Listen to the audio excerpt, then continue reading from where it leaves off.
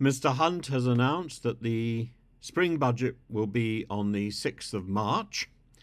That allows for the possibility of an election in May, and it allows for Jeremy Hunt to announce pre-election tax cuts, creating what he hopes will be some water between the Conservative Party and the Labour Party, a sign that Britain is moving forward to better economic times, possibly something to do with inheritance tax, possibly an indication that debt is genuinely falling. Sorry, I mustn't snigger. I mustn't snigger. Serious, serious, right. And it allows for the possibility of an election to coincide with the local elections on May the 2nd. But it's more likely that Rishi Sunak will allow time for the tax breaks or whatever Jeremy Hunt is planning to take place. It will allow for lower inflation and lower interest rates to feed through, and make it possible for the Conservative voters to feel happier about the present government, because most Conservative voters, I think, do not feel very happy about the present government. Either they think they're not doing enough, or they think they have already done too much damage. So we'll see.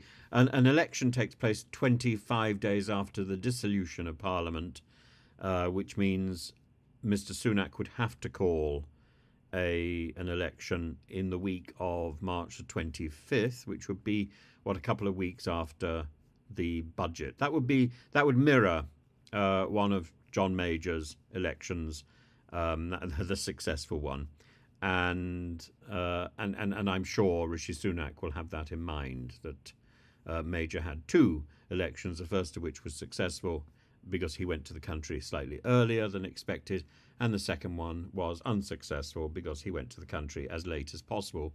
In fact, he was expected to lose both elections. There's a reasonable chance that that inflation will come down in some ways, but it's certainly not it's certainly not confirmed that it will come down enough to make a big impact on people's lives. This would mean we'd have to see rents coming down. We'd have to see people's people's bank accounts improving, and I'm not sure that's likely to be the case. The Chancellor has what is known as headroom, and it's likely that's the amount of money that they have spare to bribe the electorate.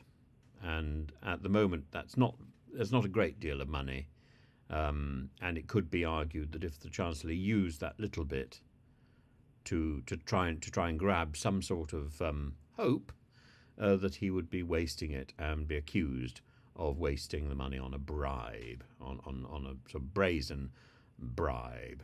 And Sunak will want to say that Labour, in contrast to the possible tax bribe of the Conservatives, is planning to borrow 28 billion, and that will be the heart of the Labour manifesto, and that they're also committed to policies to tackle the climate crisis, which is further going to push up government borrowing, forcing up taxes, forcing up interest rates, and a sort of fear factor will be part of the Conservative election pitch. But of course, the Project Fear is exactly the pitch which was put out against Brexit, and or the Brexiteers would call that Project Fear, and so possibly this sort of fear-mongering at the heart of the next election really will not work, because everyone has seen how that goes. So let's see what's going to happen next. Labour will be ready with its manifesto, I would imagine, by the beginning of March. And this will simply put us into a position where, if the election doesn't occur in May, we will have a year, effectively, of an election campaign. Blah.